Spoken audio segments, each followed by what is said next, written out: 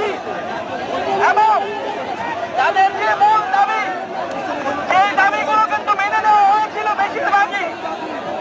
তাদের দাবি ছিল যে তাদের যে 6 মাসের